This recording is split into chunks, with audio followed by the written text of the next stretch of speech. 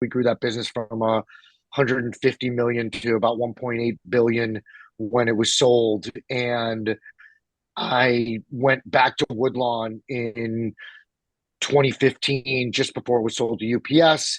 And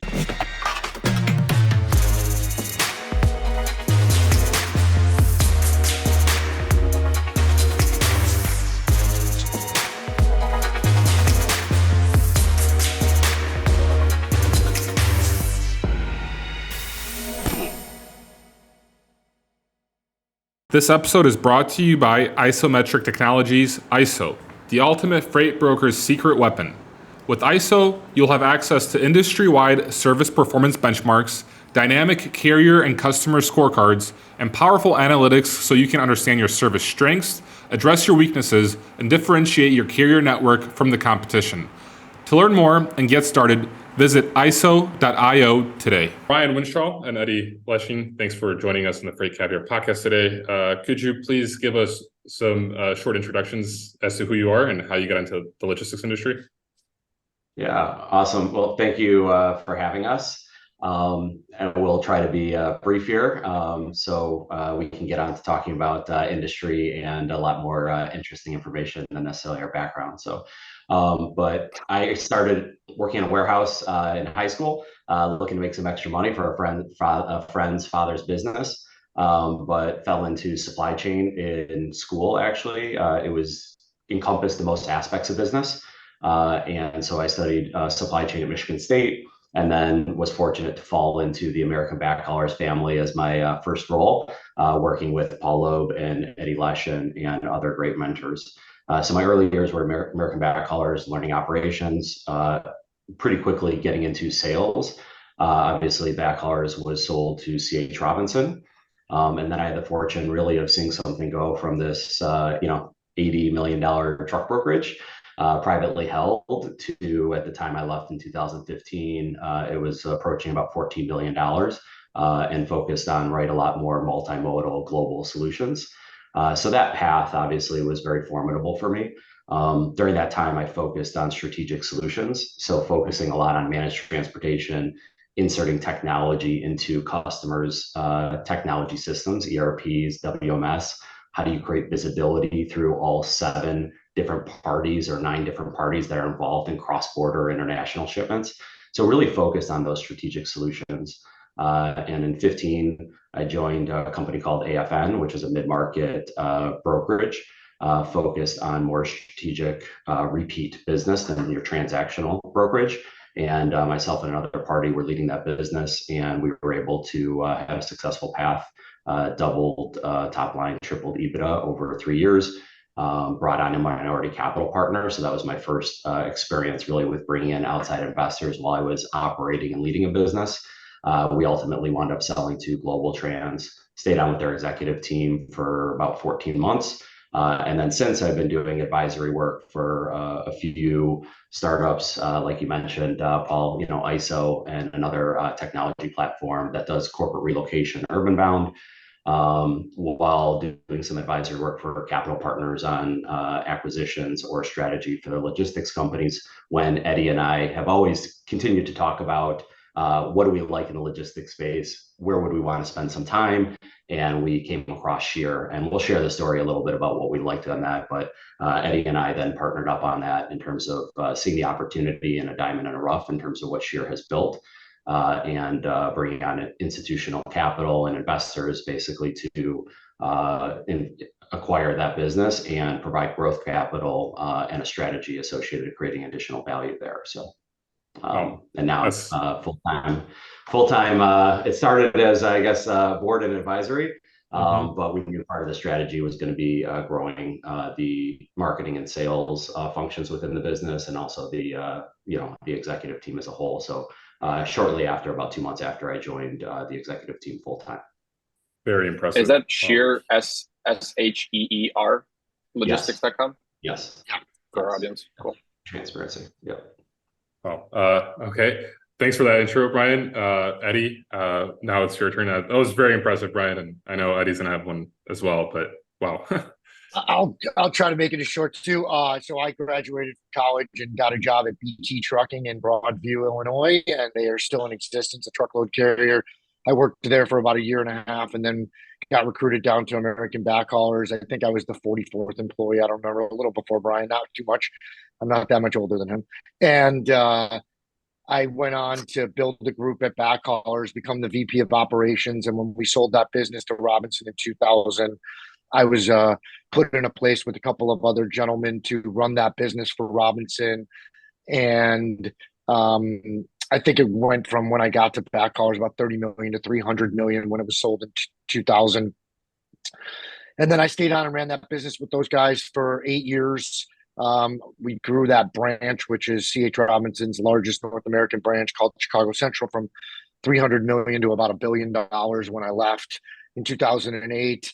And I went to form or join two financial guys to create Woodlawn Partners in 2008 and served a non-compete. So was looking at businesses outside of logistics for that 2-year period.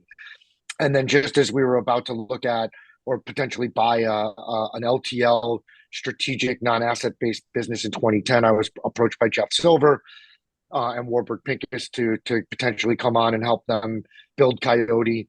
So I did that, took a hiatus from Woodlawn, let my partners continue to look at the operating and the acquisition opportunities and continue to participate financially, since I was more of the operating partner to begin with than the finance guy, and I had the capital to sort of deploy.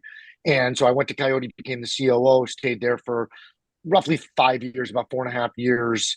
And just before the exit to UPS, I think we grew that business from 150 million to about 1.8 billion when it was sold. And I went back to Woodlawn in 2015, just before it was sold to UPS, and served another non-compete. So I like to tell people I'm a professional non-competer.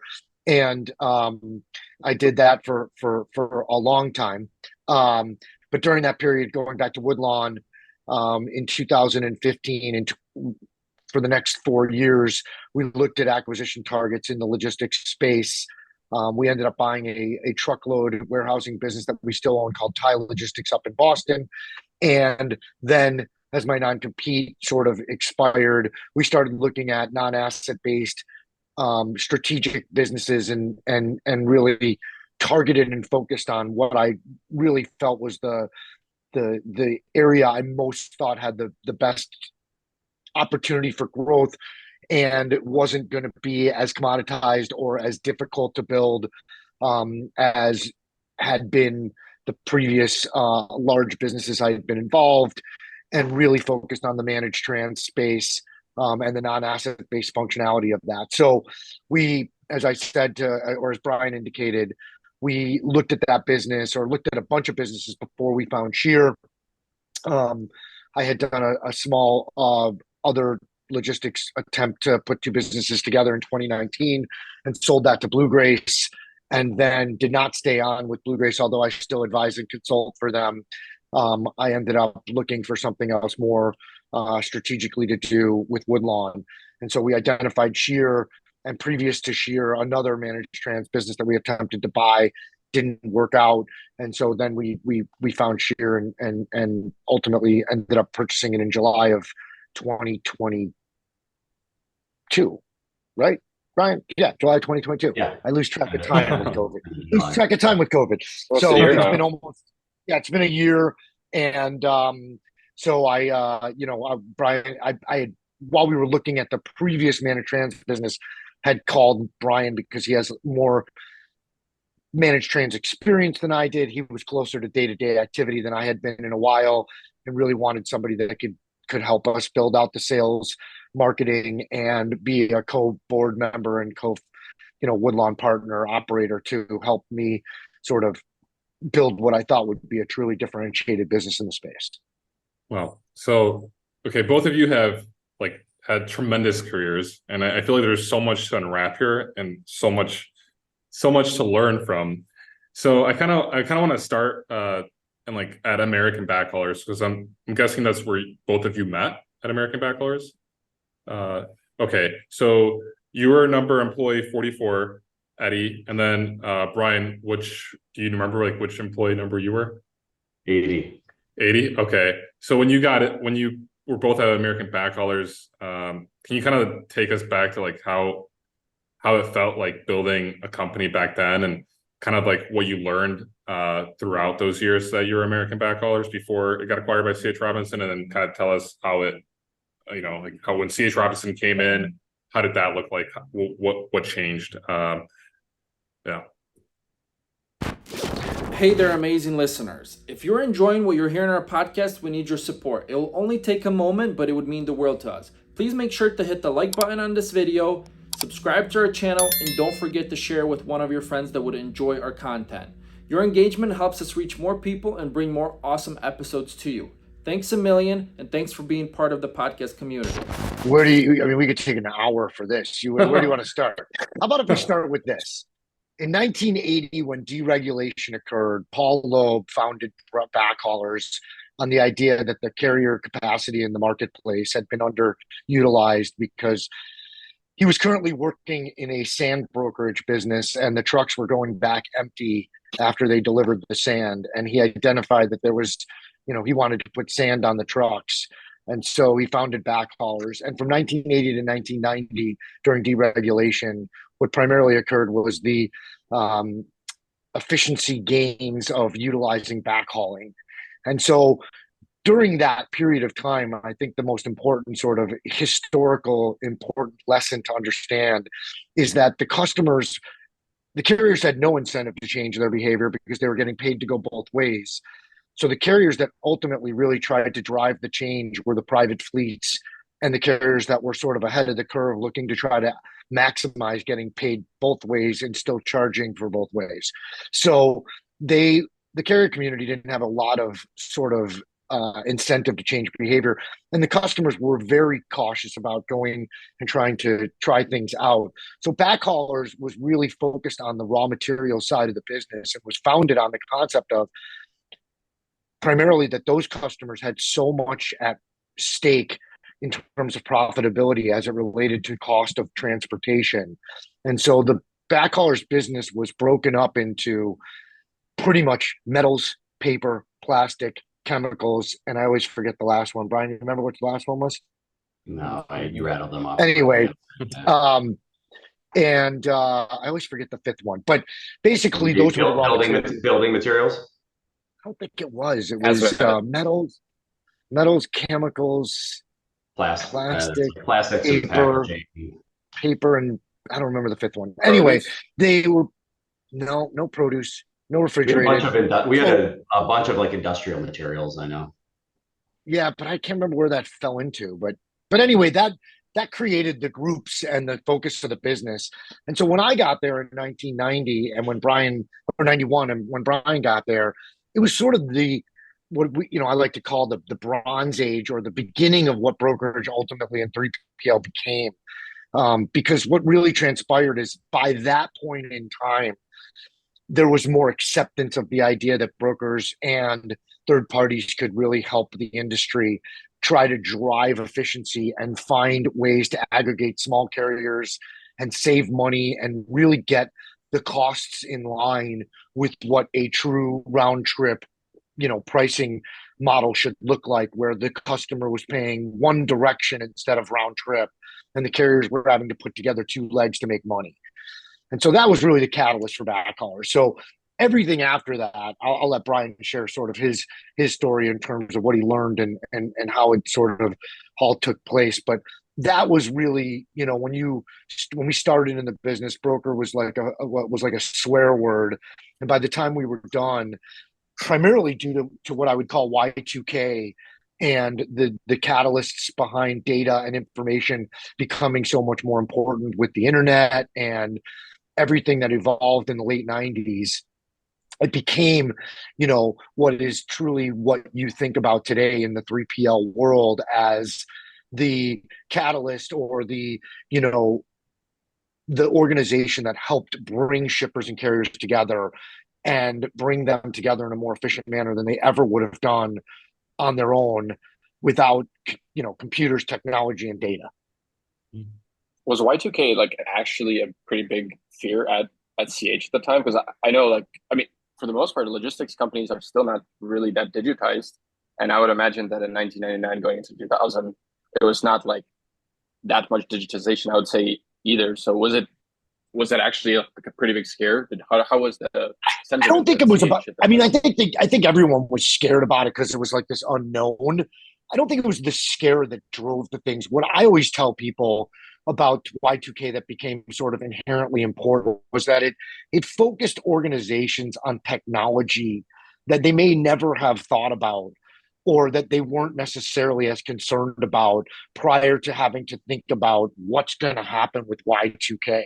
And so it drove what I call the golden age, 2000 to 2008, where companies really started to invest in new technology, new computers, better information and better technology, solutions that really evolved into where we are today. I mean, without Y2K, I don't know if you have that same everyone focused on trying to innovate and create technology. And then you think about like the web and the whole web bubble that was created in 2000, 2001. All of that was the technology driven era that evolved from the beginning of what we'll call 1997 and the internet. Not that it was started in 1997, but really when it became sort of AOL and Google and mainstream sort of Mainstream. people starting to really use it as a tool in business to literally, identify and think about how to do business. I think it was the catalyst to how 3PLs became data aggregators and became important in companies' needs to try to, connect through EDI and technology and the small carriers and the carrier community were always going to be later to be able to invest and bring forth those innovations. And even today, I mean, you think about the technologies in the marketplace today, they're driven by shippers' desires for data and information. They drive the need, they drive the requirement, and then the carriers have to invest and follow through with building out those things to be able to service them. And by utilizing third parties, it allowed small carriers and owner operators to stay relative in the market and stay connected to the shipping community. Definitely. So something I'd add on that is just and I'll get back then and share a couple aspects, I guess, on early years and kind of the evolution of backhaulers and Robinson. But it was also the advancements in technology that also fell in line with this. And a big event, right, is where Eddie was mentioning, we were talking about like the World Wide Web, the internet. Basically, as all of a sudden you start getting into cloud-based technologies, and importantly, the cost and the barrier starts to lower, and then it really starts speeding up the evolution. And so when you're able to connect easier, when it's a lower cost, that really starts to drive advancements through the connectivity of supply chain and multiple parties. So back earlier, it was really expensive. It was very hard to do. And as technologies continue to evolve, cloud-based EDI, API, whatever, right, that starts to reduce a little bit, which starts to create a little bit more of this ability to connect. So we even talk about with the managed transportation, right, is managed trans and TMS, Oracle, JDA, that started for like the largest shippers, and it was very expensive. It took a very long time. It still is expensive and takes longer than what most would desire. But with technology, cloud-based, with enhancements on API, it does start to reduce in terms of time and complexity in order to be able to do that. And so we've really seen that advancement kind of speed along in terms of just how it affects everything throughout shipper supply chains, and then even into the transport side. Yeah. What was the TMS that was being used at American Backhaulers? We actually had developed our own proprietary TMS. So it moved from it advanced from an AS400 model. But that's where I was going with that question. Yeah. Yeah, no, it really was. And, we'll age ourselves here that even in the beginning, I guess, so I joined in 95. And at times, I remember that we were literally just taking orders on a piece of paper. With customers, we would literally fill out the shipper address and the consignee address, the weight and the commodity, and then we would hand the piece, just like an old trading floor, we would hand the piece of paper over to the procurement team that would then go book a load. But no, the truth be told is that we had some brilliant minds in backhaulers on the technology side. We were very good about understanding the operations and the needs. And we developed proprietary technology that was best in class in the industry. And one of the very big attractions for C.H. Robinson and buying American Backhaulers. And as of today, the basis of Express, which is the technology platform that we built, is still the basis of the execution platform that they use for their truckload North American, or what they call NAST, truckload brokerage, and is still industry leading. So that it was developed out of American Backhaulers. Wow, it's pretty interesting because now. I was just going to say real quickly, one of the things I think is so critically important to today, to where we are as a group in terms of Brian and myself, and why we did the sheer investment and why we're involved in the space in the managed trans side, is that came from our experiences and our technology at Backhaulers. So in the late 90s, we were getting approached by customers. Again, back to that Y2K story, it really evolved as customers were looking for TMS solutions. There was expensive options in the marketplace that were difficult to deploy, and they were looking for help on how to sort of gain optimization and efficiencies in their supply chain solutions approach.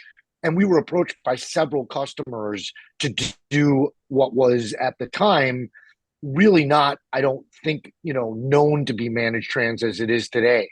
But the TMC, which is Robinson's product, evolved, and Jordan Cass, who runs that business for Robinson, he worked at Backhaulers and evolved out of Backhaulers and Backhaulers technology. So the first customers in managed trans for Brian and I were at Backhaulers, and that technology and that solution that we sort of evolved through Backhaulers and then continued at Robinson as TMC, or continued to evolve and grow, is the catalyst for what we believe is still evolving today, and what drove us to sort of even re-enter the space in 2021 with the Sheer acquisition, to try to really help the mid-market and the smaller sort of segment of the industry evolve again into what we believe is the future of how companies go to market with their supply chain strategy. And so it's kind of a funny leading sort of way to think about how forward thinking it was back then in the late 90s, and how it's still evolving today. Yeah, that's very interesting. Paul, if I can, I'd love to insert, as Eddie said, that I listened to your conversation, yours and Bob's conversation with Joe. Managed transportation is a very, and he was even mentioning how logistics and trucking, like it can be like a muddy, not in a bad way, but just it's a very fluid term that people use differently. Mm-hmm. And so just wanting to level set on what is managed transportation. Is it okay if I just touch on that real quickly? Of course. So the example that Eddie was saying in 99, we had a customer engage us. We were doing a lot of their business. And naturally what happened a little bit in the 3PL and the brokerage space is customers wound up giving 3PLs some of their hardest freight, or that it was the most challenging, either customers or had the most volatility that didn't work as well for the assets. And so naturally, one of the largest food and beverage companies was using backhaulers for their Walmart business. And Walmart was a very challenging retailer that focused on compliance. And so it was that customer's biggest customer, I believe, to the tune of over $400 million in sales. And Walmart called that customer and said, "You guys suck." And they called Backhaulers and said, "You guys suck." We said, "Why do we suck?" They said, "Well, because our customer called us and told us that we suck and you're handling the majority of that business, so you suck." And what we shared, that we were able actually to have a collaborative conversation with them and said, "Here's our challenges." And they shared their challenges, which was, you're always delivering past our must arrive by date, which is now they're part of their OTIF compliance, right, on time. And what we said is, well, when you're tendering us a load, you're not even telling us what your must arrive by date is or your on time is. So why don't we start capturing that upon tender? And our issues were that they were very challenging to get a hold of to schedule a delivery appointment. And even when once we got a hold of them, the delivery appointment might be a week, 2 weeks, 3 weeks out. We want to pick up the freight and get it moving, but we're waiting because we're not, you're not going to want to hold it in a trailer for 3 weeks.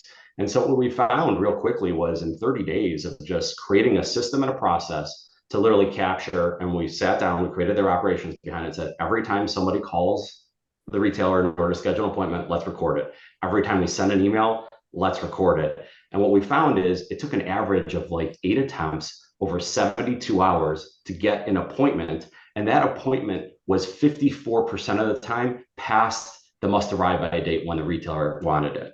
Mm-hmm. And the meeting with the executives at the customer said, this is incredible. Now we can have a data-driven conversation with our largest customer, and it's an empowered conversation that we can have versus just telling each other that we suck, because going back to them and telling them they suck wasn't going to work, right? Mm-hmm. And so they said, this is incredible. Can you do this for some of our other large retailers that also have high compliance standards, and we're willing to pay you for that service?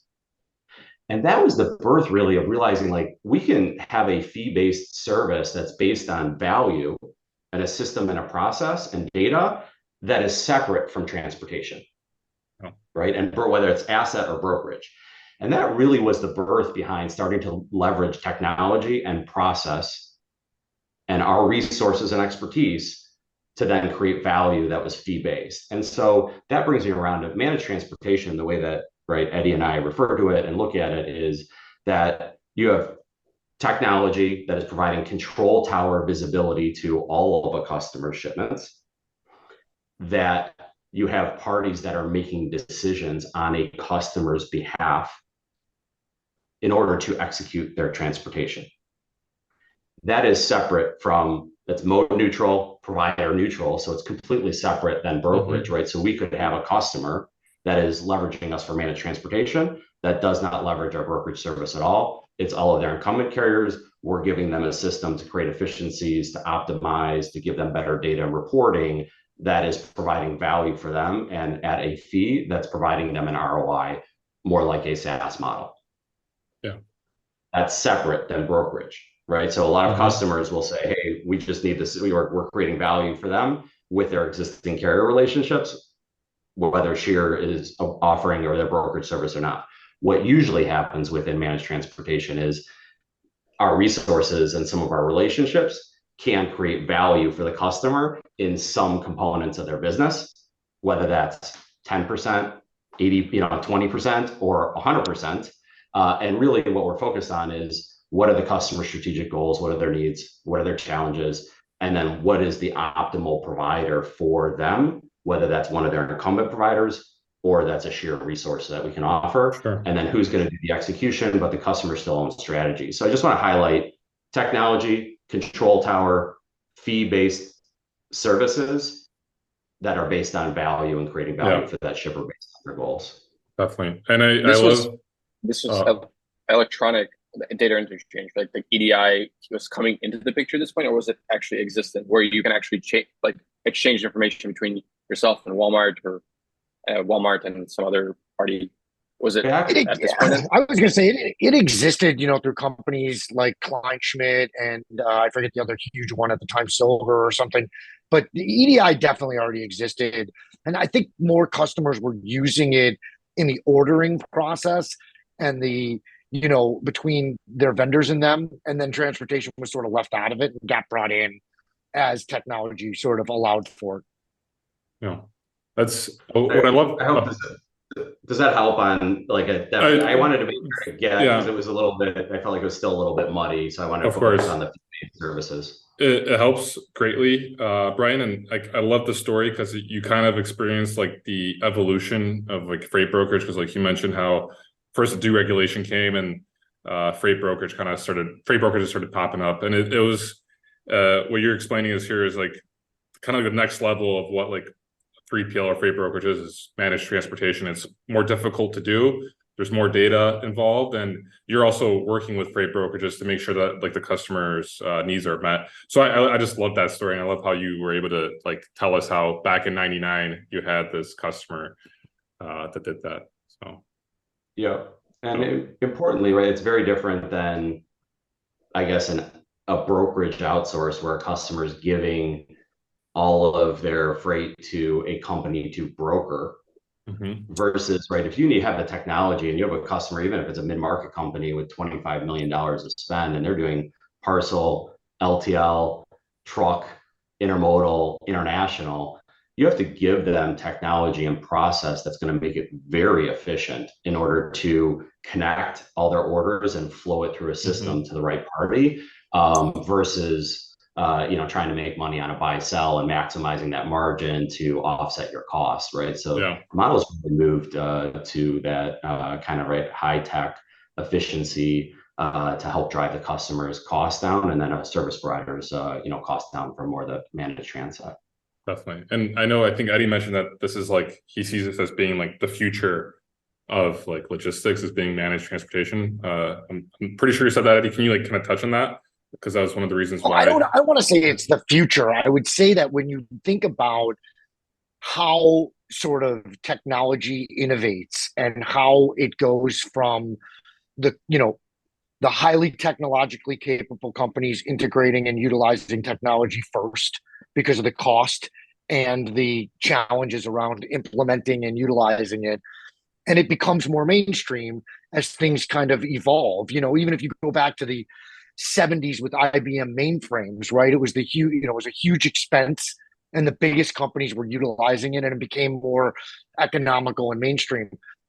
Excuse me. So I feel like today, I think Brian and I both have spent a lot of time around thinking about, if you identify that the execution of transportation purchasing is a challenging thing for companies to do, and while they own strategy and want to differentiate themselves from others by making sure that they can touch and control their supply chains and the execution of it, they don't necessarily want to continue to invest and have resources utilized to go to figuring out what technology, how to implement it, and then how to utilize it to make sure that they're doing what they need to do to execute every day transactionally to purchase their transportation across all modes and services. And so I think we've always felt that this is an evolution of going from the larger customers, even to the ones that we dealt with in 1999, or if you think about the space today, who is ultimately the known buyers of transportation management services, it inevitably ends up going towards the mid-market and the smaller customers. And as a result of that, we feel like that market is not completely underserved. There's definitely companies doing it, but to Brian's point, there's a lot of single sourcing, outsourcing that is called managed trans that doesn't necessarily have that, what we'll call the 4PL or the truly diversified approach to executing on behalf of the customer. And we feel like that's evolving and continuing to evolve and continuing to become more mainstream. And so today, coming out of COVID, where so many companies were so challenged with their supply chain purchasing solutions needs, and with not having enough visibility, not having enough data, we felt that was like the next Y2K moment that was ultimately going to drive decisions around, we don't want to be in this position the next time around. We need better data, visibility, technology, all the things that Brian said, middleware, connectivity. And where they're going to get that is either they're going to have to purchase that and own, whether it's the capital expenditure or the IT resources necessary to deploy it, or they're too small to even have those resources. They're going to turn to third parties, and they're going to turn to companies like Shear. And we believe Shear is a best-in-class solution that's got far more capabilities than a small company or the size of our company would typically have. We can deliver big company solutions, and we can help the middle market because we're not necessarily as large as the managed trans companies that are out there today that are really focusing on trying to serve the larger scale customers, because it helps them move the needle with the size of their businesses, and they've become more complicated to integrate and deal with because their system's more complex. So we believe that it creates a tremendous opportunity for us to go to market and help, you know, the middle market customers, and inevitably even some larger customers if they so choose. We have the services and the ability to provide as good of a solution as any of the larger managed trans companies. We just think that the middle market is truly going to become the mainstream area that next sort of falls in the dominoes of what they need to help them manage their supply chains better going forward. Right. What's the difference in terms of managing the transportation in-house versus using someone like a shear? I mean, is it like are we talking about a 2, 3, 4, 5 times order of magnitude difference in cost, since you don't need to hire all these people, you know, in your own department? How does that look? Yeah, there's almost always a ROI associated to leveraging a managed trans or a third party that offers a 4PL service offering. But the big differences are, I'll tell you, one, if they're licensing a TMS and doing it internally and building internally, there's a much higher upfront cost. There's a much longer time to implement.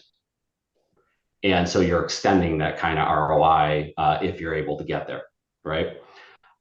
Versus leveraging a 4PL, we're able to, where it might take a customer a year to stand up a TMS. And keep in mind, then they have to configure it. And it's very complex when you start thinking about all the modes and being able to configure it to work with all your different disparate systems, ERP, WMS, customer experience platform, whatever it is, right? Making it all work, and for the multiple departments, finance, sales, warehouse, whatever it is, right? It's really, really complex. And so being able to get that to work and work successfully is a long, expensive process. And I'll give you, there's a stat, if you're familiar, ARC Advisory Group did a study a while ago, again, independent, neutral party that studies the market. And at the time, they had mentioned the abandonment rate for shippers that insource TMS is 17% versus the abandonment rate for those that leverage managed trans is only 7%, right? So that stat tells you it's a lot harder for them to do it on their own. And then importantly, I think the fallacy out there is that licensing a TMS and standing atop a TMS doesn't necessarily solve it. Because today's point, and Eddie, this is what he was highlighting, is it's really an integrated ecosystem of technologies, right? So not only do you have TMS, now all of a sudden you have real-time visibility platforms, you have your customer experience platform, you have your warehouse or inventory, and you might have claims management software. There are so many different softwares that are necessary beyond just the TMS in order to really provide a holistic solution. And so what customers are getting at with a quality managed trans provider is they're getting something where those systems and processes have been connected, processes have been refined, and there's some configuration and customization that has to happen for those customers. And the mid-market requires a little bit more customization configuration than like a big box machine. But you're able to configure those systems to work for the client. They're able to leverage what's already been built. And to Joe's point, we developed this proprietary middleware so that we can cut that customer's implementation time in half, if not 75%. So, we've stood up customers on managed trans within 30 days across all their modes. And so what happens is they're able to get an ROI with less investment, a lot faster, and to have greater likelihood of success according to the abandonment rates for basically like a proven product. The other big item is that shippers, if they do it on their own, they got to stay in front of the market. They got to have the expertise. They got to have the resources of the network, right? So all of a sudden, shippers that all of a sudden didn't do direct to consumer before or didn't do final mile, that were trying to deliver on common carrier LTLs, for something to somebody's door. All of a sudden, they're finding themselves with more supply chain needs that they haven't dealt with before, and having a partner and having additional resources to help them with that makes a huge difference on their, ultimately on what they deliver and their outcome. Yeah.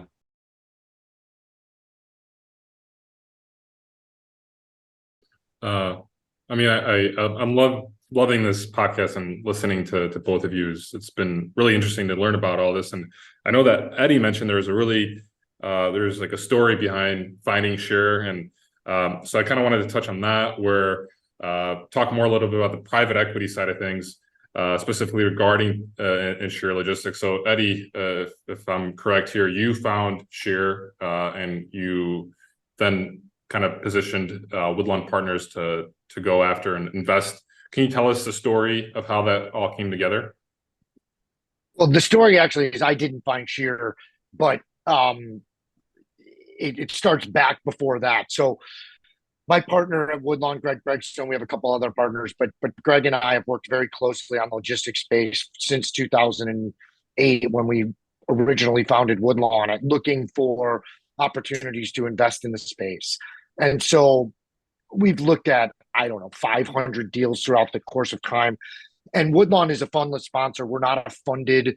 We didn't raise capital to deploy in the market. We look for deals, and then we align with capital partners that are looking to deploy capital in that area with our expertise.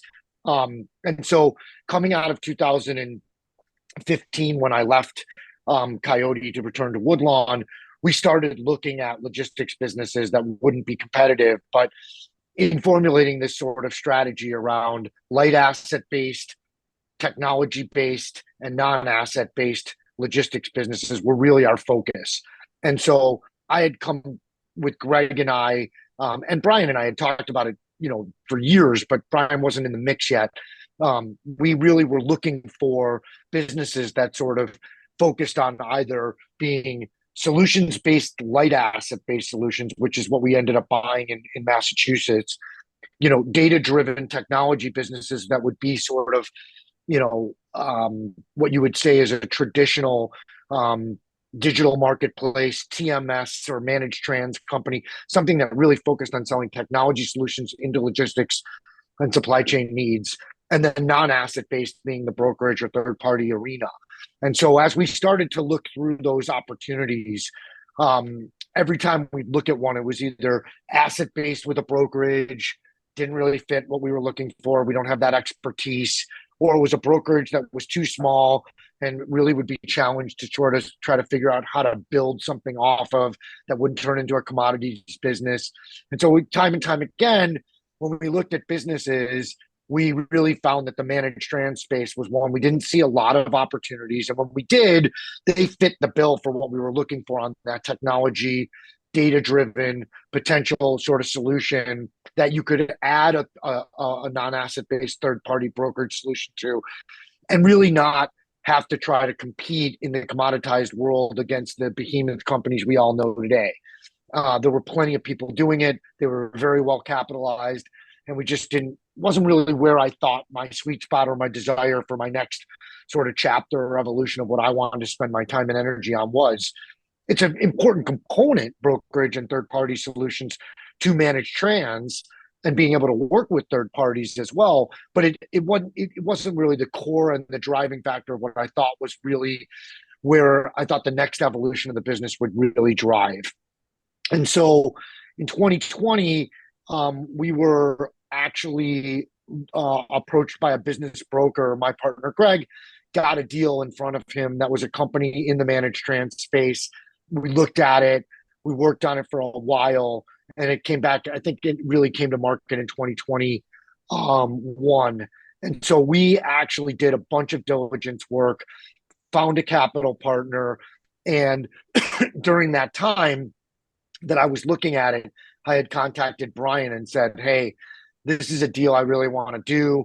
I really think that you can help us because of your experience on the managed trans side. He had left, AFN had been sold.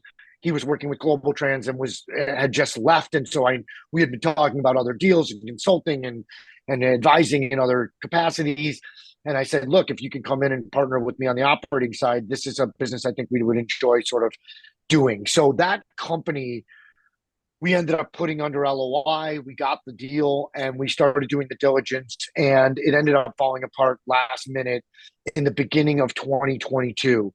And during the course of doing that due diligence and working on that deal, we had heard through another business broker, Reliance Partners, that ended up selling Sheer to us and had worked with them, that Sheer was coming on market in sometime early 2022.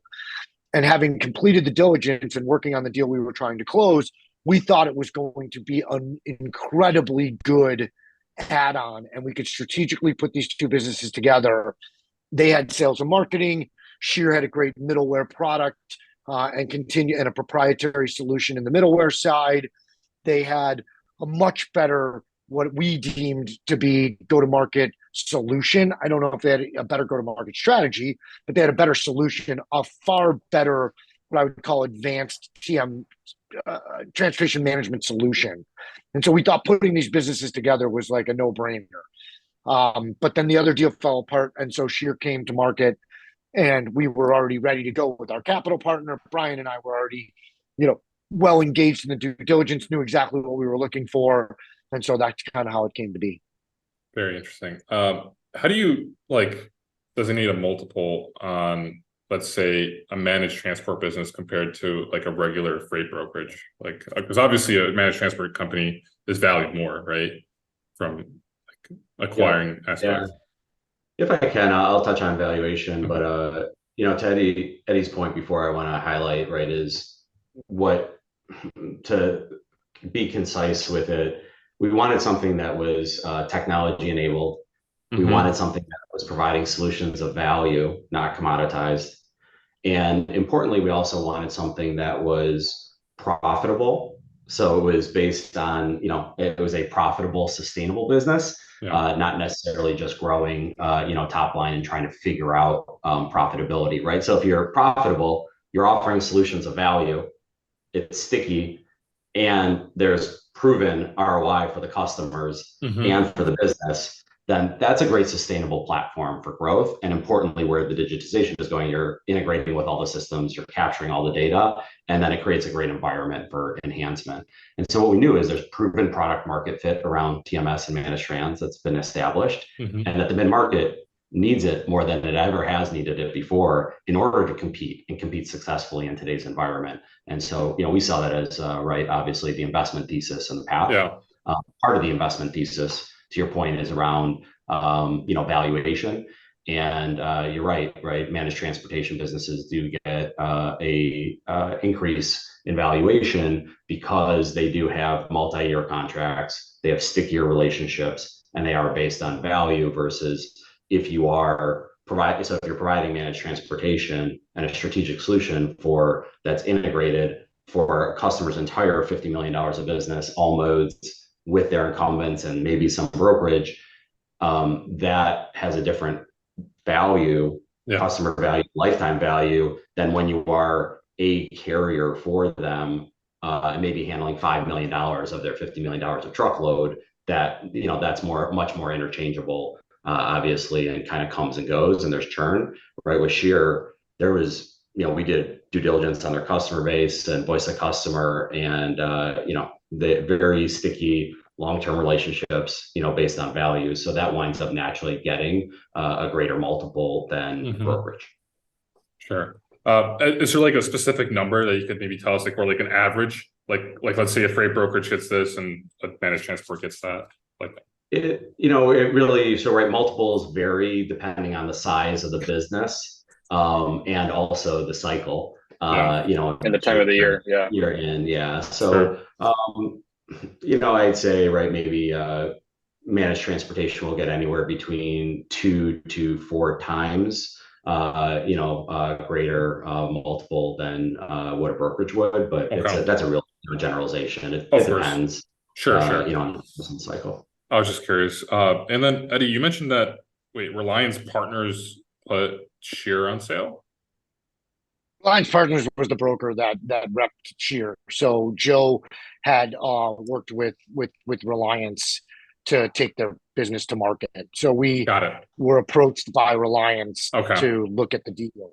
I got confused for a second with Reliance Partners, like the insurance broker on the market. They're from Chattanooga. No, So yes, I know who they are as well. Yeah. Yeah, he knows Chat. Yeah.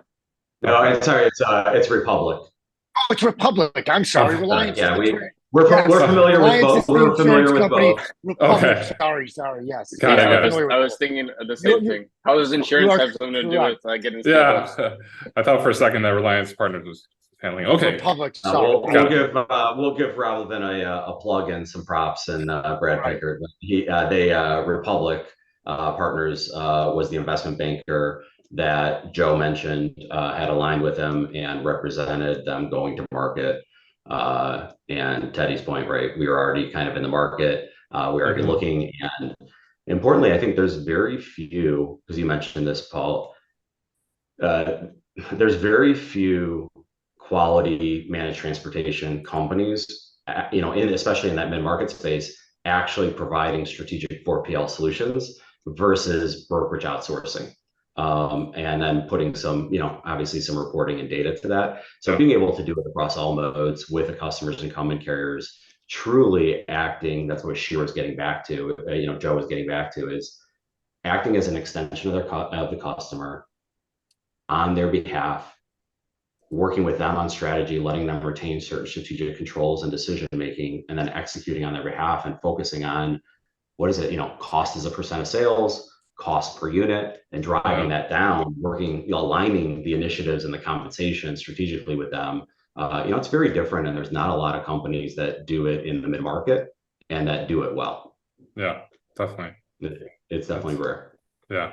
And I think it's also really important to sort of touch on the fact that it's like in the past, I think companies thought about it as, I think you said this, Christian, that, like, oh, we're getting rid of our logistics team, or we're outsourcing it by going to managed trans.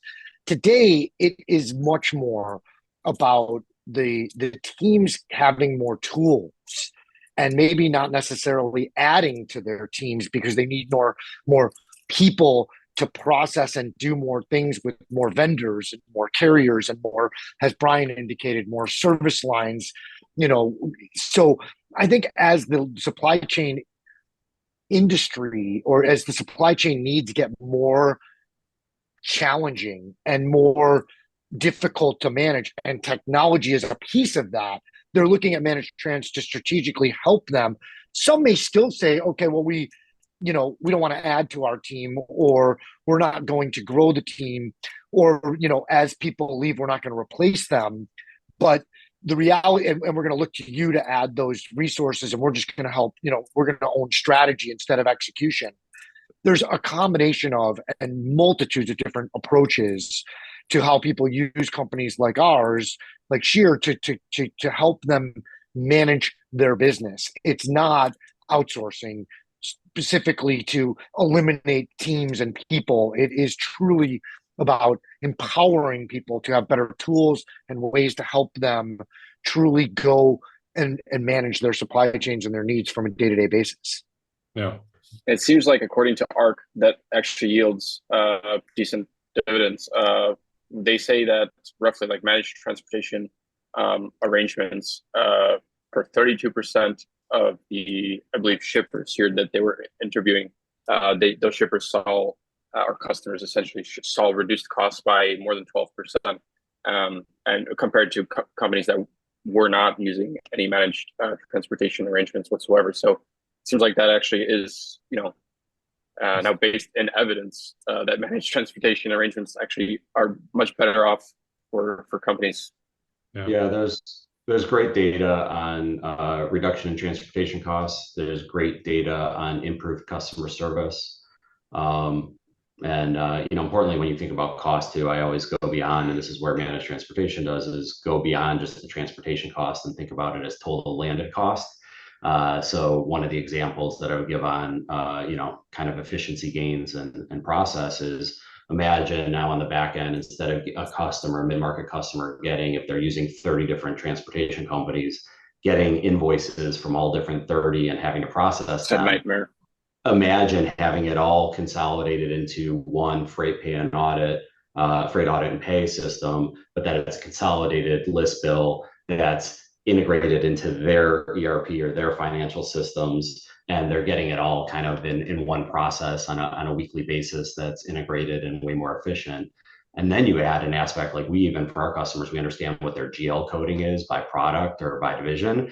And then even on the transportation invoices, it's automatically being processed with GL coding so that as it goes into their system, it's automatically getting the transportation costs are getting coded properly in their systems and their business units. And there's an immense back office gain for customers. But importantly, they continue to maintain strategic control for what they want to, and then they leverage our resources. So it's a little bit more like business process outsourcing, right? But the customer is going to continue to own the strategy and make a decision on what they want to leverage our team for, whether that's strategic or that's tactical. That's a huge reduction in paperwork trail. If you can consolidate everything through one channel, I mean, that by itself should easily yield pretty good dividends as well for a cost saving standpoint as well. Yeah. And then the data, I would say back office, and the other aspect is data, right? Business intelligence. So you start getting into all of a sudden, this is where we help clients, is you think about, right, costs all of a sudden start to go up, right? So all of a sudden cost per unit or cost as a percent of sales starts to go up. Being able to really easily get down to, okay, that's happening for these couple reasons, or like all of a sudden, right, our minimum order quantity started increasing. And if you know the way that, right, or like, right, your trailers are going out and they're not as full as what they used to on a full truckload side, or on an LTL side, you're hitting the minimums way more. All of a sudden, your cost per pound metrics are going to get, they're going to get a lot higher. But being able to easily fine point that and get to it, and then be able to address it, that alone on the data control and visibility side, but it has to be efficiently accessible. And so that aspect usually drives just the data, the visibility and control and easy access usually drives somewhere between 5 and 10% savings alone. Oh, it's always important to know your numbers. That's what they say. And it's like, for sure. No, even like your cost per pound. That's it's very interesting. Oh, if you can't measure, then you don't know what you're doing. So yeah. Paul, as we can, if we can, I know we're kind of coming up on time here. I want to be conscious, but I think where you were going with something and asking Eddie about the, Woodlawn and the private equity side. I think in general, right, private equity sometimes might get a bad rap, and especially from operators within the business, they kind of have built businesses and then kind of, sold to private equity or a financial partner. Eddie and I, we looked at this and said, what we wanted was, again, that sustainable business that was profitable, that we could continue to enhance and create value, that was a good platform for growth. I had a great experience on the private equity side and bringing on a minority capital partner. The point was that they really empowered the management team. They provided resources to kind of help support them. They provided some additional information, and they provided resources to supplement the management team where possible, instead of getting in and just trying to control and run. And so when Eddie and I looked at it, it's like, if we are able to provide capital that's going to support a strong management leadership team, that's going to help them grow faster and leverage our experience of growth within supply, within other businesses involved in supply chain, whether that's tech, whether that's brokerage, whether that's managed trans. If we can invest capital that's going to help with that next evolution, because how companies grow and get to a certain point, right? The path from 0 to 50 million is very different than 50 to 250 million is very different from 250 million to $1 billion. And so if we can leverage our experience and a strong management team and provide growth capital and support to the management team for something that is a sustainable, profitable business that's focused on creating solutions of value for customers and ROI, then that's a great recipe and platform for success, because we're respectful to the business and leadership. We're focused on the employees within the business and not kind of creating this herky-jerky potential where you're driving a ton of change, you're focused on efficiency, or you're maximizing value, or you're kind of changing your strategy just based on the wind blowing and what the market's doing. So we really look at this. If we can provide good capital, good partnership to a sustainable business, then that creates a different environment, I think, for growth. So even though there is a model, there is like a growth strategy. You focus on, profitable, value-based business. To Joe's point, you can have that original founder mentality where you're just focused on the value in the business, and the outcomes are going to come when you focus on the value in the business and the employees. The outcomes will come second, instead of just I'm focused on an outcome and I'm going to focus on immediately getting that within X period, X time period. Definitely. I was surprised when Joe told me on the podcast that he never planned on selling the business, and like that's why like he always just thought about building the business, and that's it was just interesting for me because I always like kind of try to like reverse engineer things where it's like, okay, how can I potentially sell this in the future? But I guess there's both mindsets to it, and it's yeah. Just to be clear, right? I think there's a point that we're still focused on that, right? Where it's backwards, it's strategic planning, and you have a model and you have more in mind. Yeah. But if you let value creation, if you focus on, right, what do we need to do to deliver value to the clients and the business, and treating the employees really well as you do that, the results come. Versus if you just focus solely on the results and you forget about product and the employees and what you're actually delivering, then that's where I think, and Eddie and I feel that sometimes companies miss the mark. So I did want to say leverage like how we kind of thought about growth capital and a partnership with Sheer, and that would create success for us ultimately in an outcome. But we were taking a little bit of a different approach maybe to how we looked at private equity and growth strategy, the growth investment to a founder-led business for the next evolution. Sure. And so just to start wrapping up, because I'm guessing you're both have a whole day ahead of you. You're both like legends in this field, and I kind of want to touch on real quick again on private equity for due diligence. Eddie, you mentioned that you were doing due diligence for a different managed transport company that kind of fell apart. And I know like during the due diligence, like everything gets ripped apart from the company. Everything gets checked, financially speaking, customers to see how sticky it is. Can you kind of like just in a simple way walk us through like what like a spectacular company will have that and I guess when to reverse that, what's a red flag for you? I mean, it's different with every business I've ever looked at, what the red flags are. It's hard to deep dive into a smaller business that doesn't have maybe as, audited accounting. It may not have as been driven by a founder to, have as good a reporting because they didn't need it. I think primarily the due diligence process is really trying to, from the financial side, those are Brian and I as partners on the finance side, our capital partner, my partners that came from the finance side at Woodlawn, Greg. And those people are looking much more at the balance sheet, the cash flow, the 13-week cash flow statement, the income statement, things of that. We're focused more on the P&L, the people, the contracts, the customers, the lanes, the information that really helps you understand.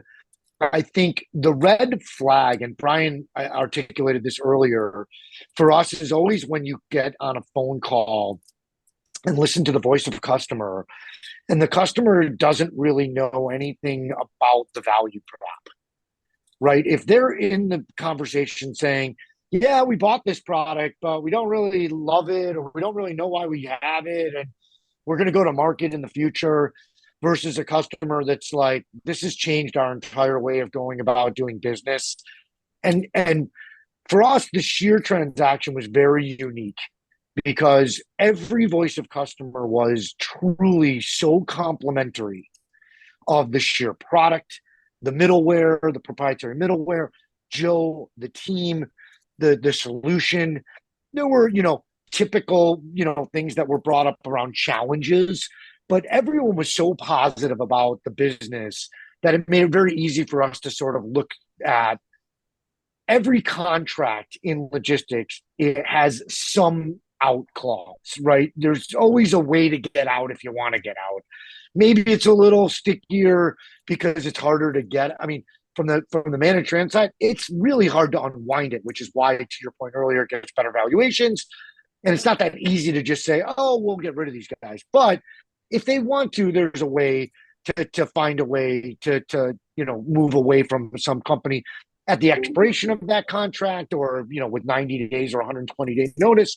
So you always want to focus on the biggest factor is, are the customers happy? Are they likely to re-sign with this organization? And is the business they're doing diversified? So the red flags are, look, they have one customer that makes up 80% of their business. The contracts aren't really that as sticky as they say they are. The customers aren't as happy with the product or don't really know the value that the company is providing for them. And the things we try to look for are really just, those things that you could sort of identify, really differentiate a customer. I mean, the number of deals I've looked at where I've had the exact same sort of conversation, which is, what makes this company, what's the differentiation for them in the marketplace? When you go to look at a brokerage business that's doing 20 to 100 million of top line revenue, what is their go-to-market strategy? What is the differentiator that makes their customers stay with them? And oftentimes it's relationships, and that relationship's with the founder, or in a small company, it's with a group of people that you don't necessarily know are going to be as loyal to you as they were to the original founder. So for us, it's always about finding, where is the value proposition? Is it diversified across modes, services, and customers? Is it truly a differentiated, strategy in the market? And that is where I think the operating side of Brian's experience, my experience, and our diligence process is completely different than the financial people that are looking at, the income statements, the balance sheets, and really, the 13-week cash flow, and the plans around how to grow the business and invest, and potential M&A. We look at that too, but we're much more focused on, is this really a great business we're buying? Can it be an even greater business? And in the case of Sheer, I think what made the most of this is that Joe really understood how to get it to where it was, really wanted a capital partner in Woodlawn and in Monroe that we partnered with, that could help us to grow the business even further, that he could, roll his equity into the program to have another bite at the apple. And I think it was a win-win-win situation. And, that is funny. We always use the term 1 + 1 should equal 3. And in this case, that's what we're hoping to achieve, is really trying to find a way to all work together. And Joe did a great job building a business that was truly ready for the next, wave. Definitely. When your voice of customer survey, the customers are reciting back to you the customer's value prop, their go to market and their value prop. It's a really good thing, right? Yeah, that's a good thing. Yeah. I mean, we just to follow up. I know we're on time, but we just looked at a deal as an add-on for Sheer. We're continuing to look at M&A, and when we deep dove into the business, the reality of the situation was, the value prop wasn't the value prop that they were sort of articulating, in the sense that the voice of customers didn't come across as saying what a differentiated solution this was and how they couldn't live without it and how much value they were creating. Yes, they had some customers that did say that, but some of their customers were saying, we're not sure this is the solution we want to go with in the future. We like the product, but we've had these challenges. One of the people was like, the rep that sold us this product left, and we're possibly going to move with that rep, and the business, especially given where we've come from during, COVID, the 2022, 2021, market was so rich. It was so rich for supply chain people, and it was such high valuations and high volumes and high profitability. You don't want to be buying yesterday's news. And basically, we know the marketplace today has its challenges, and everyone's experiencing them. And we expected that. We knew it was going to be, what goes up doesn't always come. We hope it doesn't come down as far, but this business is cyclical, and it always has been. And so you want to make sure what you're buying is truly what you believe is the value that you're being sold. I'll Paul, for your viewers, I'll say this as a so Eddie highlighted voice of customer and obviously like product and value. I'd say this for founders, know your business really well. And for Eddie and I being industry veterans and getting it, we're able to kind of sift through a lot of the noise quickly and what might be more salesy. You got to know your product and what your sweet spot is really well and be able to articulate that, getting a level below the surface when it's needed. And if for me, it's a massive red flag. If the leadership can't do that and they're not going to, then that's a sign either that there's something underneath, the business that isn't necessarily what it appears to be. So I'd say to founders, like, know your business really well, know your customers, know your product, know your strengths and weaknesses, and be able to articulate that really well, a level below the surface, especially when your parties want it, to know that level of information, be able to go there and do it pretty succinctly. Otherwise, it's a red flag for us. I love that. Thank you for sharing both Great that, Brian and Eddie. Yeah, definitely great advice. And I absolutely love this interview. It was great talking to you both. I really want to get both of you on kind of separately in the future and kind of just talk about your stories, because I think we didn't have enough time to dive in to like the actual, I guess, where you are today is because of what, your whole careers. And I think you have a lot of great stories and education that could be shared with our listeners. So thank you. First of all, thank you so much for coming on today. And I hope to talk again soon on another show to talk more about your specific stories. Happy to do it. Thanks for having us. And we look forward to connecting again and reconnecting. Yeah, likewise. Brian, nice seeing you. Go ahead. Yeah, nice meeting you, Brian, and Eddie, nice seeing you as well again. Yeah, nice to meet you. And guys, thanks for having us on, letting us share a little bit of story and just talk shop. But also, right, kudos to you guys, right? Thanks for continuing to, spread information and connect people. And love your stories, obviously, too, right? Coming from the brokerage world or operations business, and then continuing to evolve and kind of push forward. So happy to support you in that path. It's awesome. Brian, really appreciate that. Yeah, congrats on what you guys have built as well. Thanks, Eddie. I truly appreciate that. We're here in the beginning right now, and we learned a lot. I learned a lot today from this show, and I will take that forward with me. So I really do truly appreciate it. Thanks for tuning in to the Daily Freight Caviar podcast. If you enjoyed the podcast, or if you didn't, leave a review. Let me know what you think. I appreciate any feedback. If you'd like to have more Freight Caviar content, go to freightcaviar.com and subscribe to my email newsletter.